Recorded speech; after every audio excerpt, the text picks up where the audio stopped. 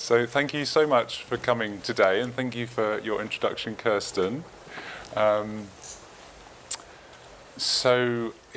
wasn't expecting to be in the Dharma parlour, and this morning I was just reflecting that what am I doing here?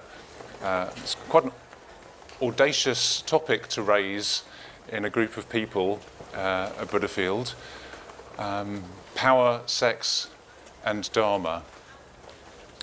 And I used, quite some years ago, before I took this role working at Gaia House as the director there, I used to do lectures and teach quite a lot in addiction counselling.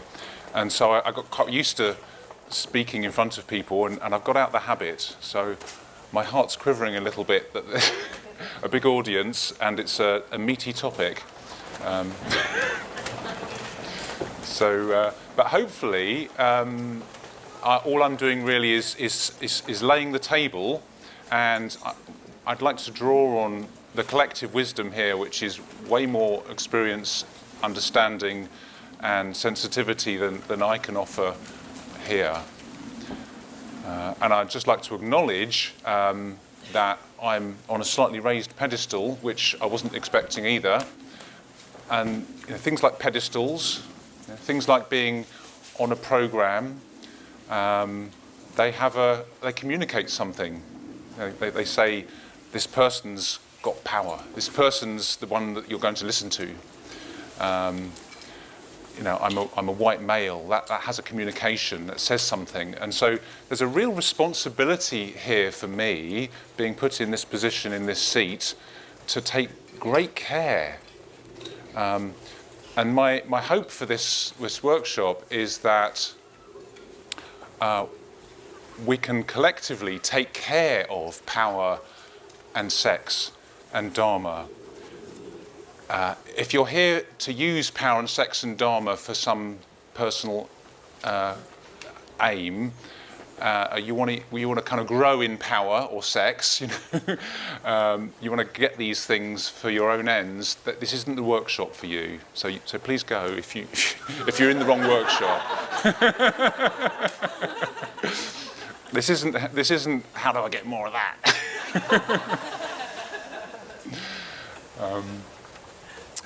So I've become very devoted to the Dharma over the last half-lifetime, and but I'm devoted to this tradition which has given me and so many people I love so much. And I'm also aware that there's been some problems in the Dharma in the history of its evolution, particularly as it's come to the West, but that's not the only time there's been some problems in it. And power has some inherent problems in it. And it's not just in terms of organisations and teachers. Power has problems in individual relationships as well. And so, although some of the questions I'm going to be asking will be related to teachers and organisations and how we look after ourselves and our teachers and our organisations, the same power dynamics happen in individual relationships, and how we take care of individual relationships, how we take care of power in individual relationships, in sexual relationships, is just as relevant in our Dharma practice. So whichever angle's most interesting for you, I hope that there's a space for you in this workshop to explore that and to share some of that. So I'm planning to talk for maybe 10 minutes and 15 minutes, and then I've got some questions, a range of questions, which I'm going to invite you to explore in small groups if you're happy to, and if you don't want to, you can sit at the side and just contemplate. And then after that exploration, I'm going to invite people to share some of what came up in your groups, so that this is a conversation we take care of together. So I'm just seeing myself in a holding role. So I'm not a teacher at Gaia House. I just kind of help run the centre. That's not my role. And this isn't a Dharma talk. This is holding a space for us collectively as a community to take responsibility for our power, and particularly taking responsibility for our power in sexual relationships. So again, if this isn't the workshop you wanted to come to, there's really no judgment. Please go. It's okay.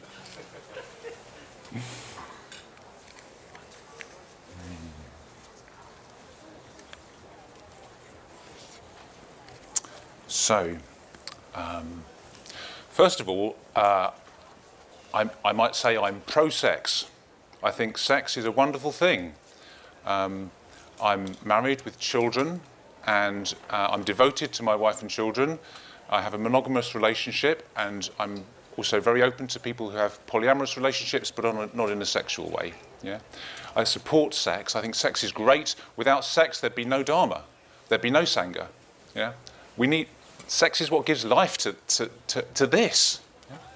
So sex is a wonderful thing, and I don't want this to be anything negative about you or your sexuality or your particular way of being in the world. This is just a call for responsibility and taking care of ethics, which isn't quite as sexy as the title might suggest.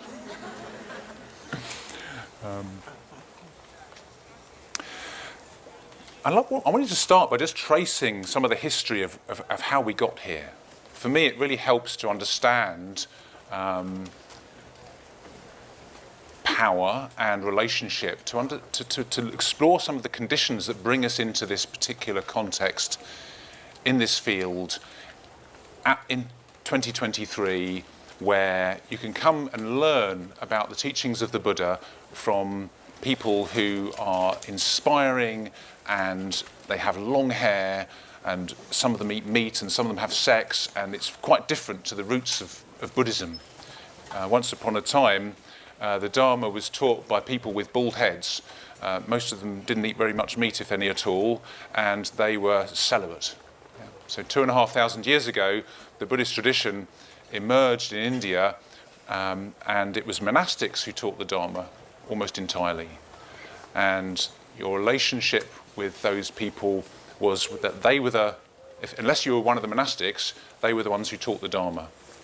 And this has changed over time, particularly in coming to the West. And this is a wonderful thing, I think, that you don't have this divide between those who are serious about the Dharma and they go and practice months of meditation on end, shave their heads, renounce sex and family and work, and there's these people who support them, who try to be ethical, and they give alms and they support the monks, but in some ways they're not so serious in their practice.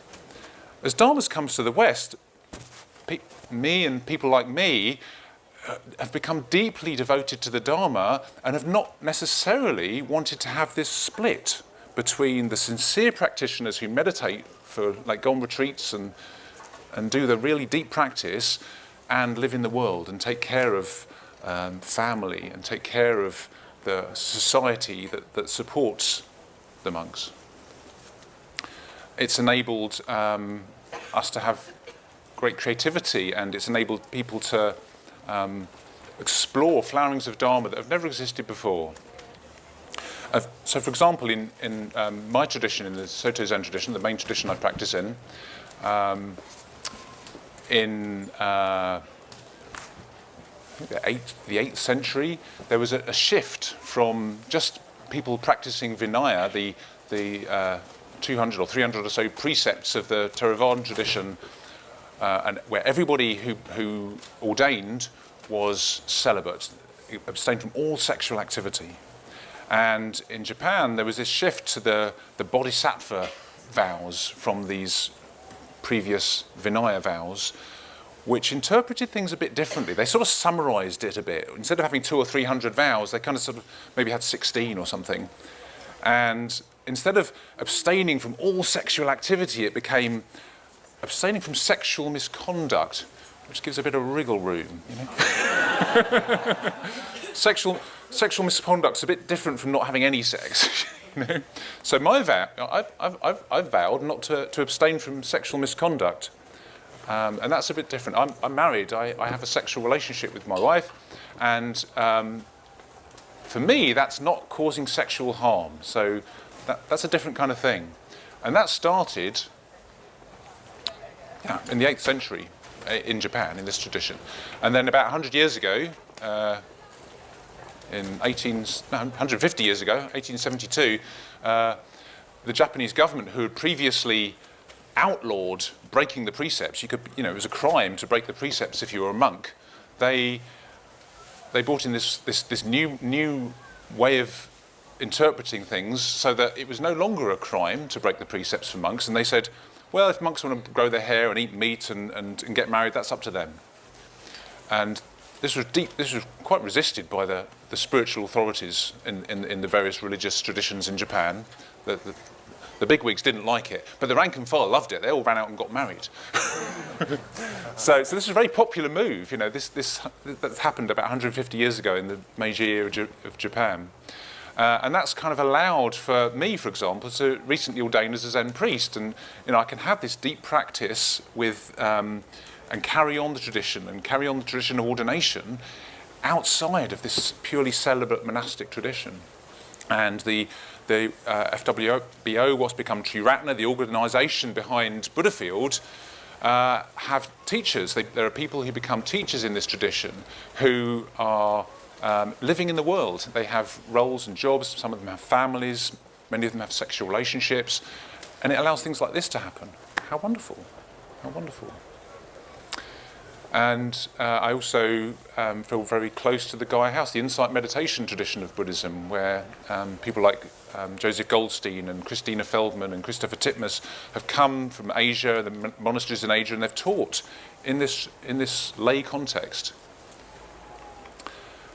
And all these traditions that I've been involved with, and in fact the yoga tradition I'm involved with as well, the Shivananda Yoga organisation, have all had sexual scandals which have caused deep pain and hurt and problems, where leaders who have preached sexual ethics in various different ways haven't been seen to live up to the ethics that they have preached.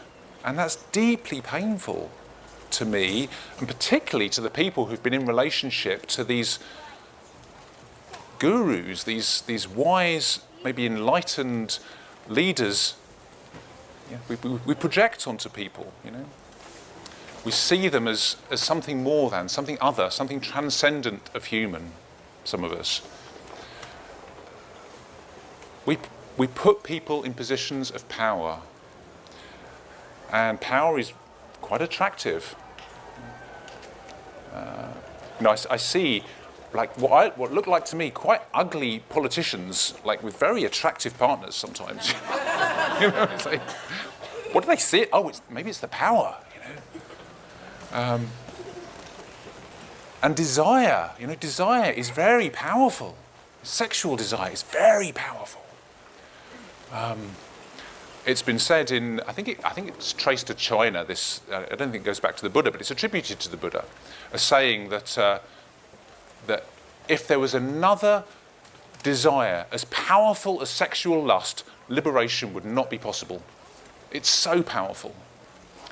We can imagine whole worlds are going on when we want to get involved in a sexual relationship. You know, we can create this illusion of this person that's just one. You know, we can transcend ordinary morals just to get into the situation that we really want to get into. Many of us, you know, it's so powerful, sexual desire. But it can create great hurt because of this powerful draw. You know, of course it has to be that way. Evolution has ensured that this is the most powerful drive. We wouldn't be here on this planet probably if we weren't having sex, irrespective of morals. It's a powerful thing for a very good reason, and here we are as Dharma practitioners. What do we do with that? So how do we take care of this immensely powerful force in our lives? How do we take care of ourselves? How do we take care of our teachers, the organisations that support our teachers and our practice? I haven't got the answers. I'm here to explore this with you.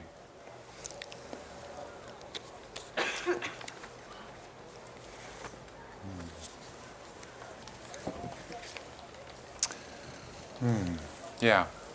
So role. So one of the reasons I said at the beginning, you know, my role at Gaia House isn't as a teacher, is because roles are really important. Roles have power. if you see someone wearing a police uniform and they tell you to do something, you might act quite differently to you see someone dressed like me, looking a bit homeless, telling you to do the same thing.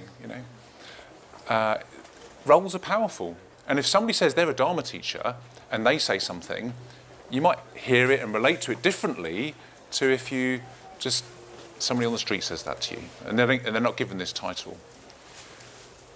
If your therapist, if you say to your therapist, I have deep romantic attraction to you, if you say that to your therapist and your therapist says, oh, okay, shall we meet up later? It's like,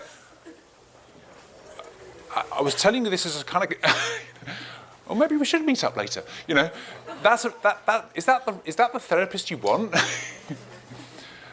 But there's professional standards. Therapists who belong to professional bodies sign up to a code of ethics which says, no, your clients aren't. That's not the material that your clients bring to you to actually act it out.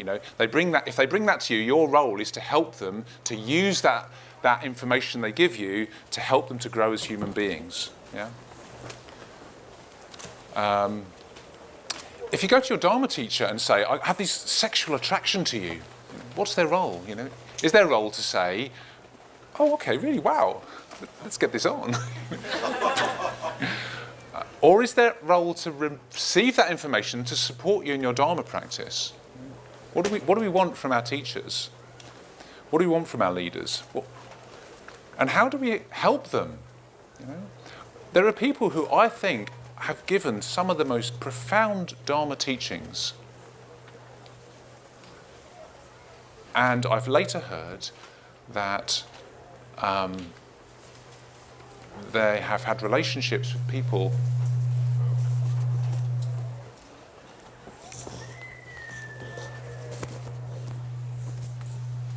Can somebody help me with my audio? Microphone's fine. We're just going to have to turn it down a little bit. Okay. It's too high. Thank you. Can you still hear me? Yeah. Can you still hear me? Great. So, yeah, how do we help people who maybe people project onto them perfection, enlightenment?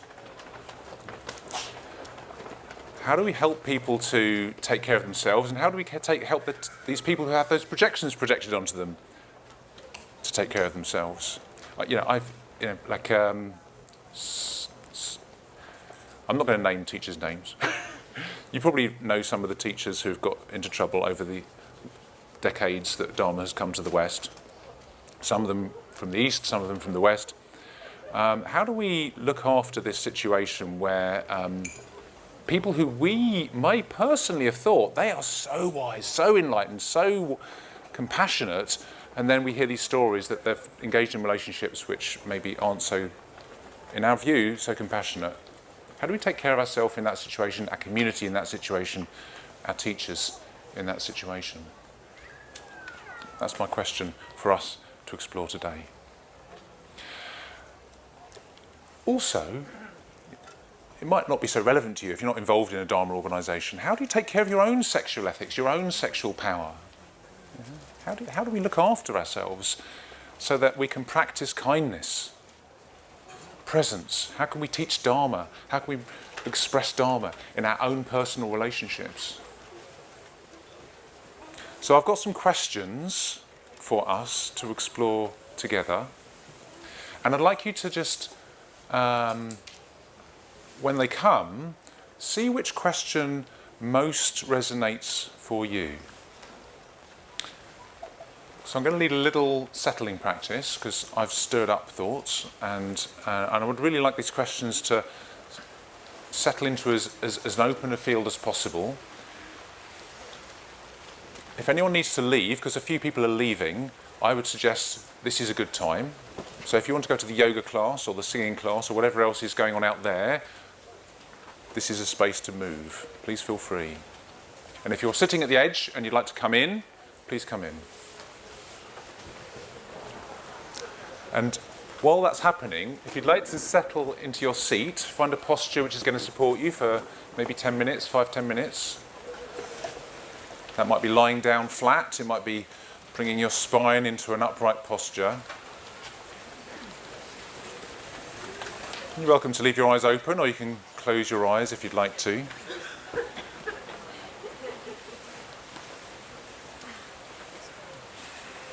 And just listen to the bell, hear its resonance, and allow that to turn your attention inward.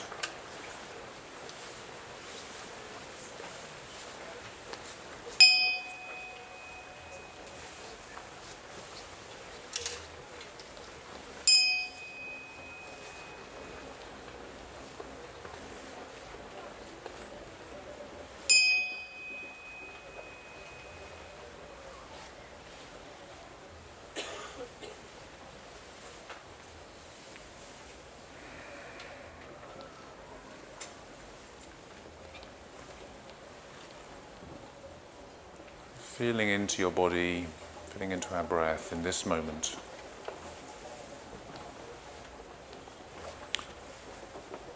Welcoming whatever's here. Thoughts, feelings,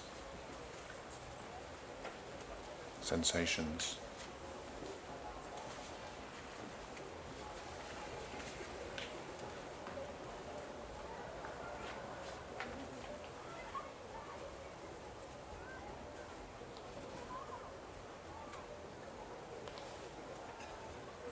Allowing the sounds of the festival to be here.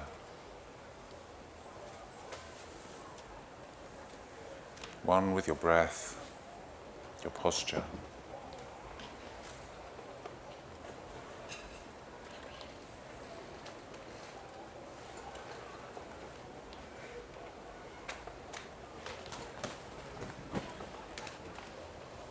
Creaking of the tent. Drums. Your hands touching your body or the ground.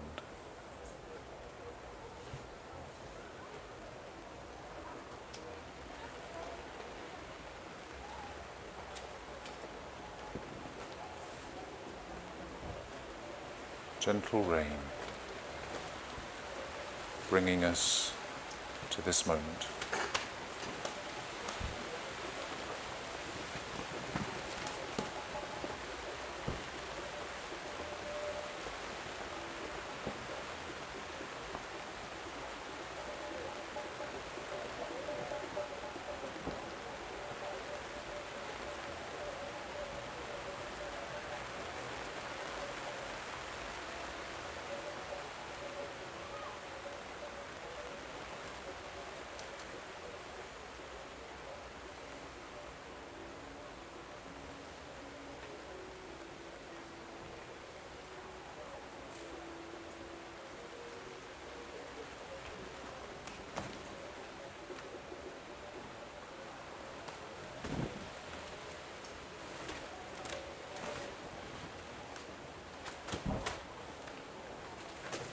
Returning.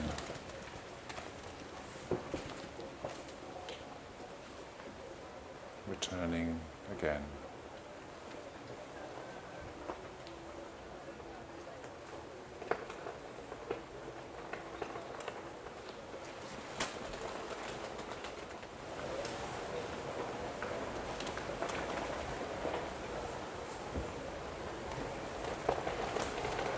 Allowing each breath to be a gateway to this moment.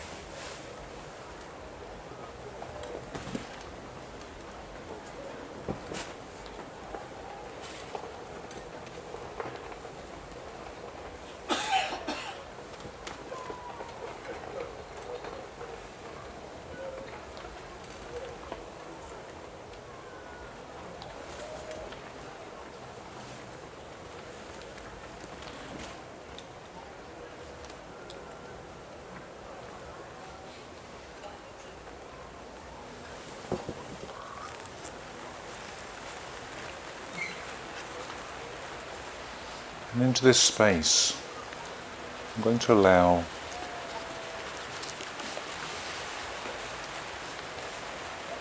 five questions to be present. And together we can just hear the question and see what resonates in our heart, in our mind, what touches us.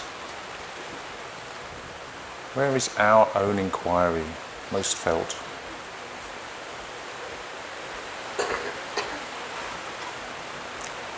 First question: what are the risks of a sexual relationship developing between people with unequal power? What are the risks of a sexual relationship developing between people of unequal power?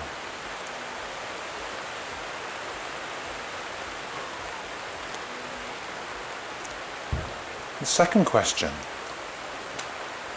how do we keep ourselves safe from abuse of power? How do we keep ourselves safe from abuse of power?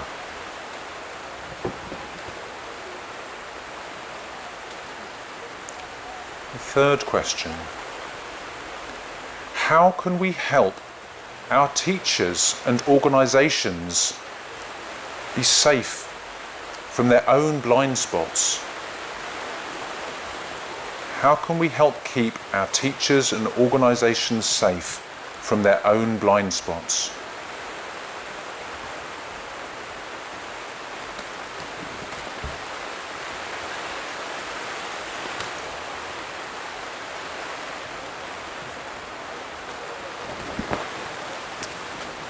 Next question: how can Dharma practice support the development of healthy sexual relationships? How can Dharma practice support the development of healthy sexual relationships?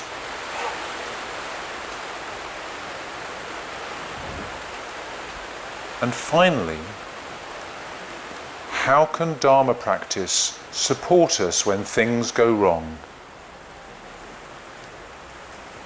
How can Dharma practice support us when things go wrong?